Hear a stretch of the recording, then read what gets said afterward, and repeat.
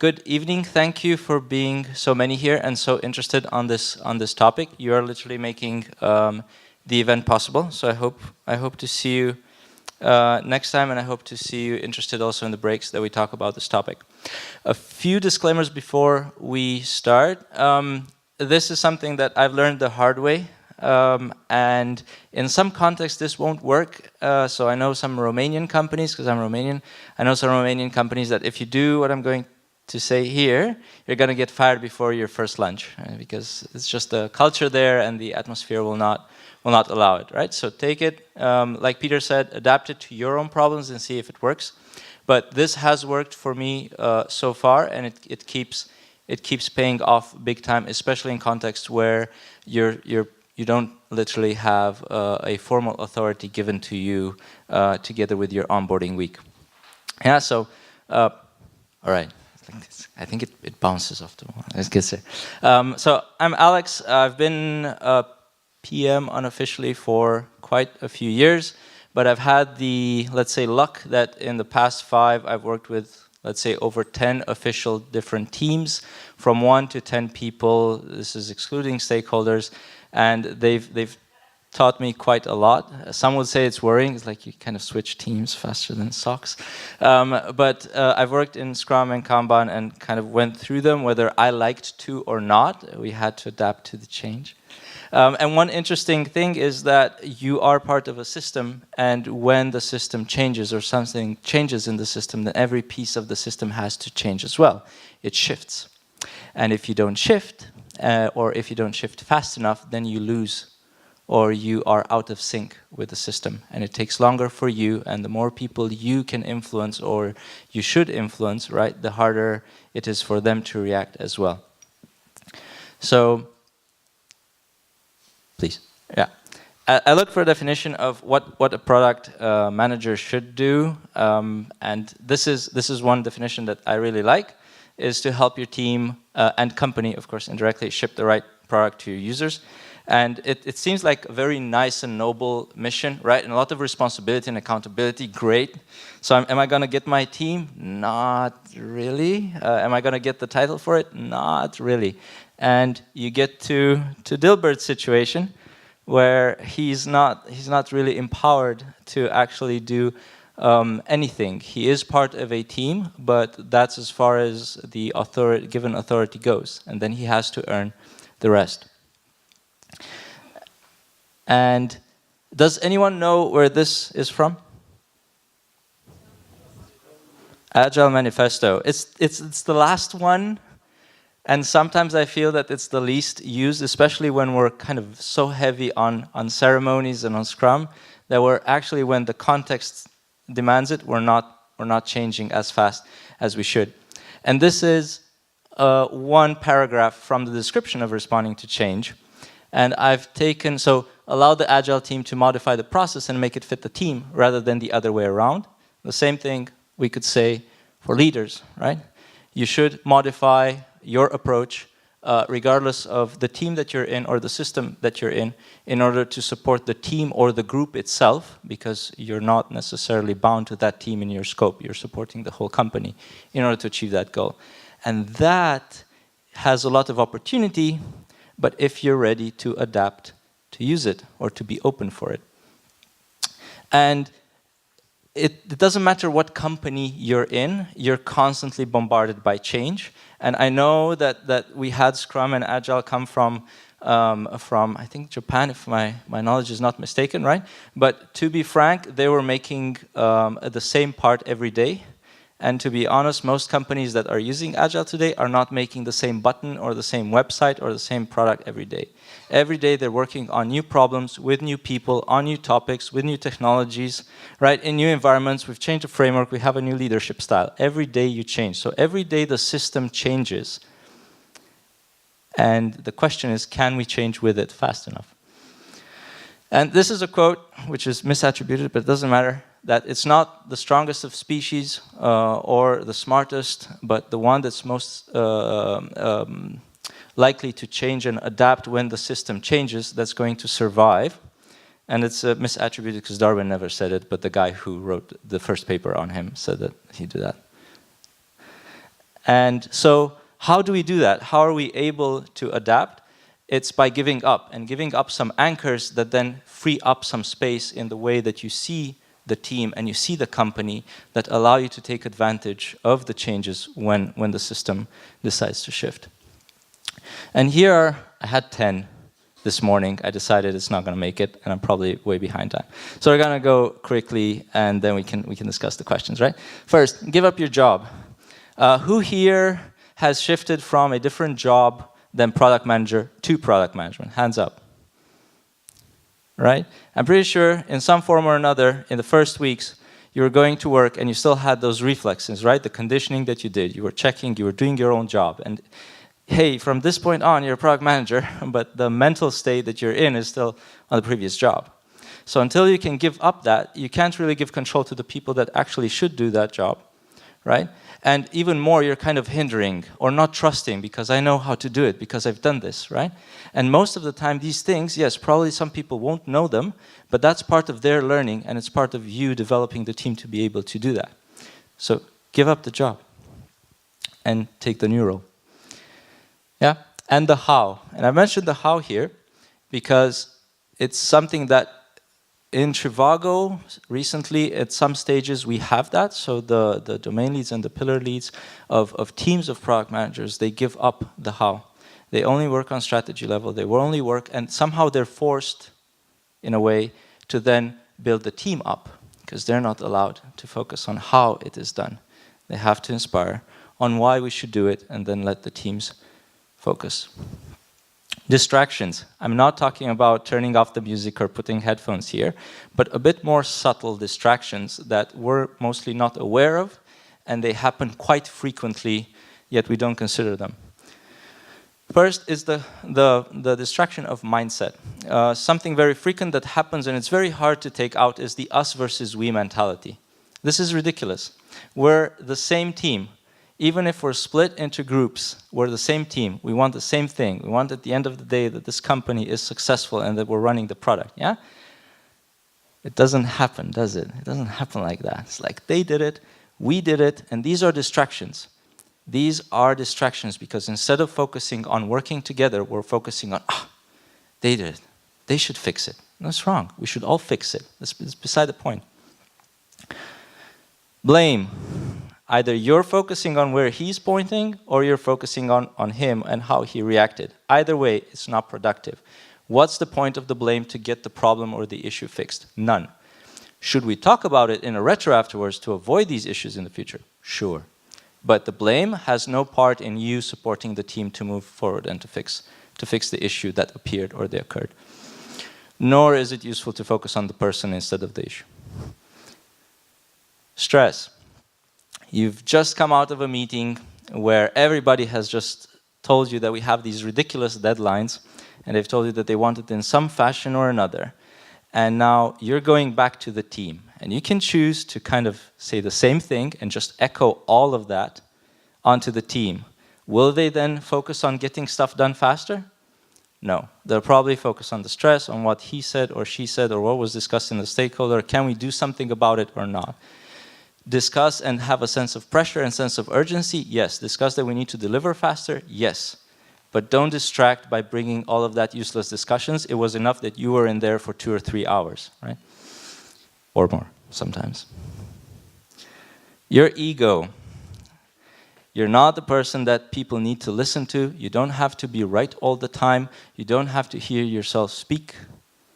Me speaking today may be an exception.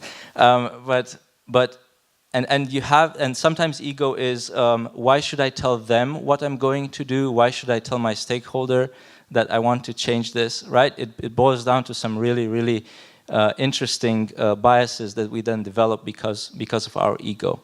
It should be an egoless state.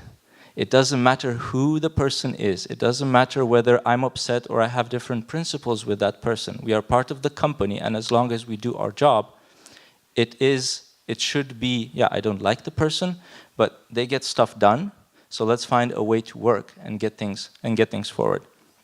And when it comes to the team, yeah, you're not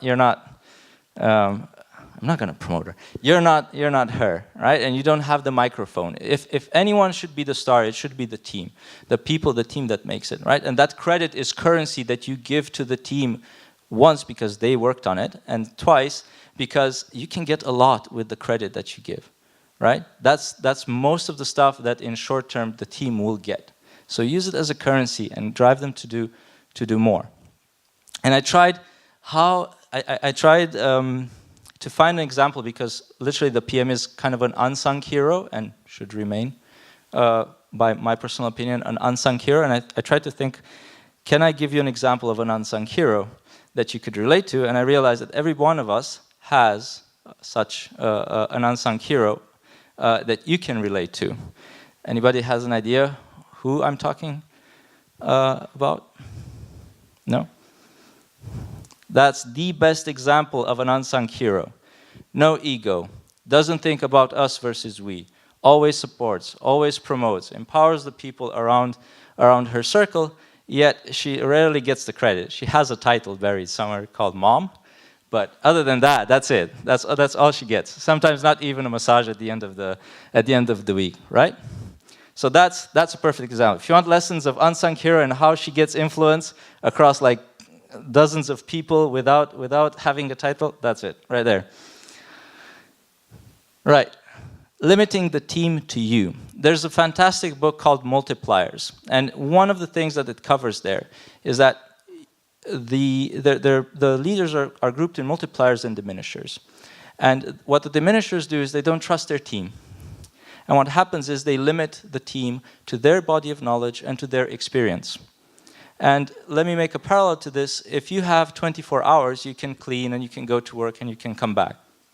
If you hire a cleaner, you suddenly multiplied your 24 hours by a fraction because now someone else is doing the cleaning. Similarly, you can multiply and you can see with the experience and with the skills and with the perspective of your entire team. So instead of thinking with just your mind and limiting your team to that, you can empower your team and thus have their experience when you're making decisions, and think with the power of 5 or 10 or however big your team is. Similarly with decisions, right?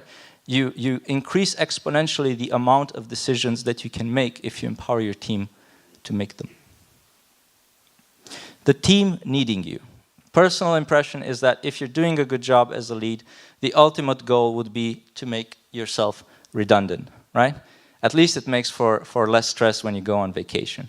But if you're doing a good job of empowering your team, clarifying the goals, helping them to know what we should work on, when we should work on, and why we're working on this and not on that, then you have become redundant. And that, for me, is sometimes a signal that it is successful.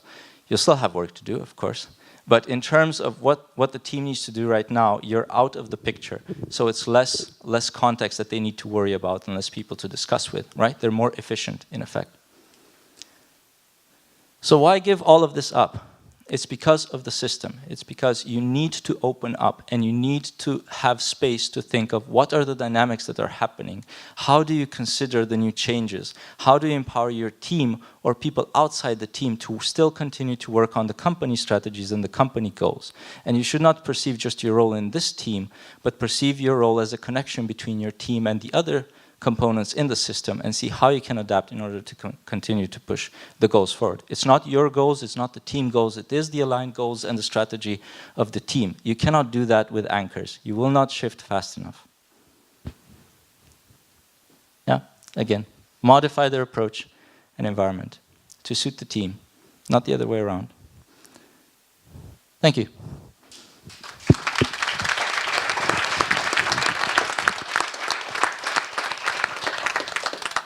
Any questions?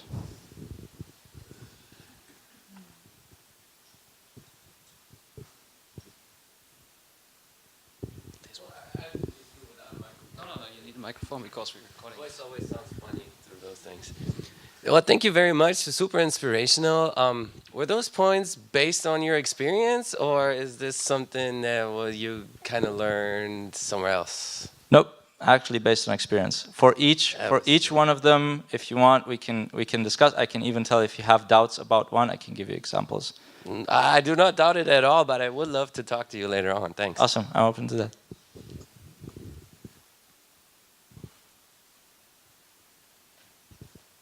More questions? Anybody? Maybe I have one. All right. So you were talking a lot about changing environments and a lot of changes. So as a leader, you're also supposed to give transparency to your team and provide them all the necessary information. What's your opinion on that? How do you try to tackle that problem? In half of the cases, the team is the one that informs me, because most of the connection points, I'd rather not have them through me. Then if I'm not at work, the connection is broken.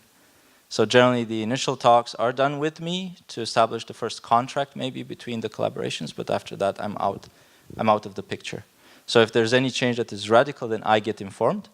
But to answer your question directly, we generally go transparent and discuss in detail first the main goal, but as any plan, once it meets reality, it will change.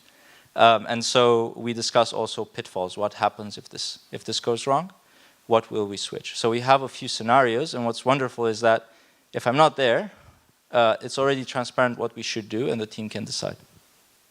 Does that answer the question? Yeah, thanks.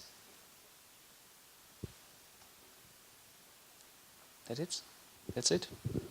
I think there's a question in the back. I see you. Hello? What are the biggest barriers for you to so you can't bring out those leadership aspects you were talking about? Are there any barriers in the business environment, for example, where you would say then those aspects won't work? There are definitely some environments. So one characteristic that might, let's say, be more favorable for these types of or styles of leadership, let's say in Trivago, is that sometimes you can rather ask for forgiveness than ask for permission. So you can try things out in a limited scope and see what happens. And if it goes wrong, then we tried something out and it didn't work. But for the most part, we can try and experiment with things. For, let's say, spreading this style of leadership, or you start not from you. So you start by seeing someone that has good ideas but is not represented because they just don't like to speak up, right? And the trick is that maybe you're not relevant for the devs, right? But that developer that is silent generally is very relevant and very respected for the devs. And again, your goal is not that you win. Your goal is that the right idea moves forward. What this inspires also is that once you start this and once it works, people will start to demand the same thing. So I come back a week later and now they're demanding, why are we doing this, and to provide data. And this habit then starts to demand it, and it kind of spreads, right? It's like not a virus, but kind of like the positive part. If you replace the bad habit or the old habit on a trigger with something healthy, eventually it picks up if you repeat it. If you also, again, take your personal interests, then it gains more trust because you're not there about yourself, but what's more valuable for the company. I think that's a more neutral and healthy playing field to work on.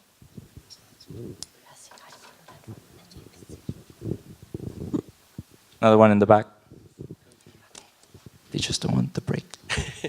One question: how do you handle critical situations in a team? For example, having a new team member which doesn't integrate into the team and takes down productivity. We of course take him to a room and ask him why he's doing that. I think there's a lot of one of my other favorite topics is subtle ways that we waste teams' time. And one thing that we don't take into consideration is, again, these changes in the system. If you have a new person and you want to onboard, you've already agreed that you're bringing this person in. So you have to expect that one of your senior devs is going to be occupied with onboarding. The more you drag this on, the longer it will take for the new person to fit in. Yeah, so I expect that for a few months we're not productive and we reduce production accordingly and we make it transparent that this is going to happen and it's going to pay off, but not in the first 1 or 2 months. You said one of the goals is to be as redundant as possible. but by the end, what's the last point for what you are needing a leader?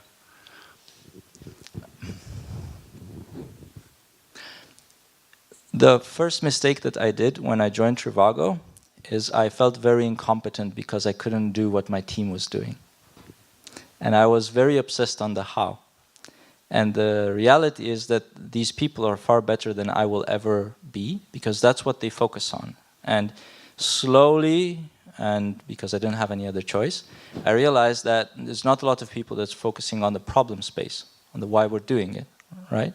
And so the more I focused on that, the better my questions were for the team. And that's how I felt I supported. Being redundant for that team, it might be for that project that now you're redundant, and gives you space to either zoom out and think, is this team still contributing to the system accordingly, or am I still needed here, or should I contribute somewhere else? And then you jump back into the problem space either at team level, or you can go a bit higher.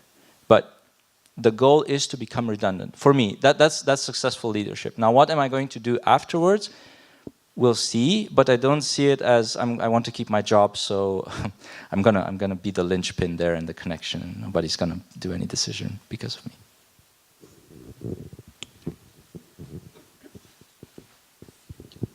So I have one question. Did it ever happen to you that you were too democratic?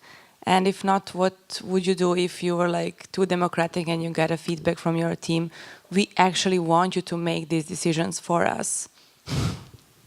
Yes, once I was too democratic and I gave in to the fears of the devs for a feature that would have exposed something to the users, and their impression was it was too severe. And it cost us 1 month of developing, of changing that feature, when it only cost us 2 or 3 weeks initially to develop, because I gave into this.